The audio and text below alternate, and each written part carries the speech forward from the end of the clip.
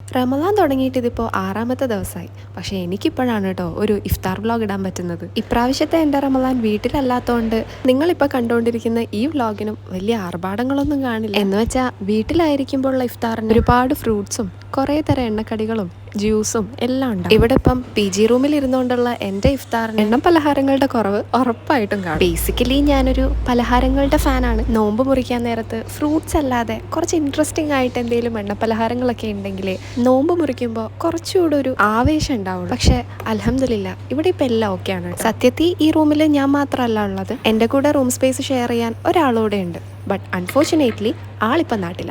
അതുകൊണ്ട് എന്താ ഇഫ്താറിന് fruits മുറിക്കലും juice ഉണ്ടാക്കലും കഴിക്കലും എല്ലാം ഞാൻ ഒറ്റയ്ക്ക് തന്നെ. ഇന്നത്തെ നോമ്പ് മുറിക്കൽ പരിപാടിക്ക് ഞാൻ എടുത്തേക്കുന്നത് കുറച്ച് മുന്തിരി, ഈത്തപ്പഴം, സ്ട്രോബെറി, കിവി ഒക്കെയാണ്. ആർഭാടങ്ങളൊന്നും ഇല്ലെന്ന് പറഞ്ഞിട്ട് ഇതിപ്പം മൊത്തത്തിൽ എക്സോട്ടിക് ഫ്രൂട്ട്സ് മാത്രമേ ഉള്ളൂ എന്ന് നിങ്ങൾ ചിന്തിക്കുന്നുണ്ടോ? പെട്ടെന്നുണ്ടായ ഒരു തോന്നലിന്റെ പുറത്ത് വാങ്ങിയതാണ് കേട്ടോ ഈ കിവിയും സ്ട്രോബെറിയും ഒക്കെ. എല്ലാ തവണയും നോമ്പ് മുറിക്കുമ്പോൾ ഈ സാധനങ്ങളൊന്നും ഉണ്ടാവാറില്ല. ജ്യൂസിന് വേണ്ടിയിട്ട് വീഡിയോയുടെ സ്റ്റാർട്ടിങ്ങിൽ കണ്ട കുറച്ച് പഴം അത് വെച്ചൊരു സ്മൂത്തി ഉണ്ടാക്കി. പറഞ്ഞു പറഞ്ഞ് ബാങ്ക് വിളിക്കാറായി. ഞാൻ പോയി നോമ്പ് മുറിക്കട്ടെ. Okay bye.